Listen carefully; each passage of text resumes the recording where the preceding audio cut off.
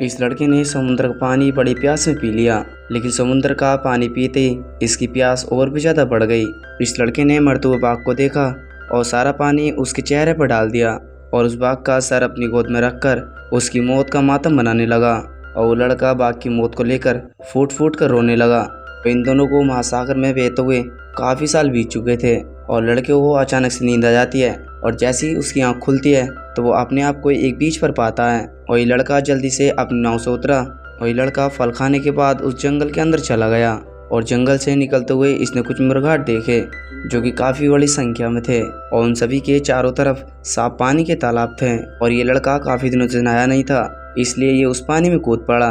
और ये लड़का अपनी जीवित होने की खुशी में सारे दुख को भूल चुका था और बाघ बहुत ज़्यादा उत्साहित था। ये जगह इस लड़के के लिए ऐसी थी क्योंकि इसने ऐसी जगह कभी सपने में भी नहीं देखी। और इस लड़के के हाथ में इसकी गर्लफ्रेंड की एक माला बंधी हुई थी और इसने उस माला को अपने हाथ में से खोलकर एक पेड़ की डाल पर बांध दिया। और वहाँ पर खाने पीने के लिए बहुत सारी चीज़ें थीं, इसलिए इसने सोचा क्यों ना कुछ दिन ही बिता लूँ। और तभी अचानक से शाम को सभी मृगाट अपने पेड़ पर चढ़ने लगे और बाघ भी वहाँ से भाग जाता है। वो वापस नाव की तरफ को मुड़ गया और पीछे मुड़कर नाव की तरफ को भागने लगा। और ये सब कुछ देखकर वो लड़का बहुत ज़्यादा हैरान था। और फिर वो इसके बाद छोटे जानवरों के साथ खेलने लगा। और जैसे ही रात हुई तो उसने तालाब में देखा कि काफ़ी सारी तादाद में मछलियाँ ऊपर तैर रही थीं।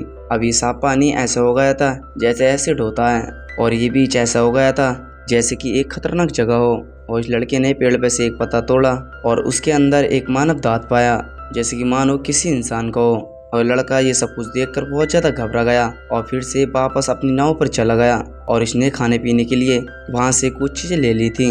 और फिर इसके बाद इस लड़के ने सीटी बजाई और बाघ सीटी की आवाज़ सुनते ही उसके पास आ गया। और ये लड़का इतना थक चुका था कि तुरंत नीचे गिर जाता है और इसमें इतनी ताकत नहीं बची थी ताकि ये खुद खड़ा हो सके। और बाघ ने ये भी नहीं सोचा कि एक बार इससे मिल लें और ये बिना पूछे अपने जंगल में चला जाता है। तभी वहाँ पर कुछ आदमी आते हैं और उस लड़के को उठाकर ले जाते हैं। और ये बाघ को जाते हुए देखकर बहुत ज़्यादा रोने लगा।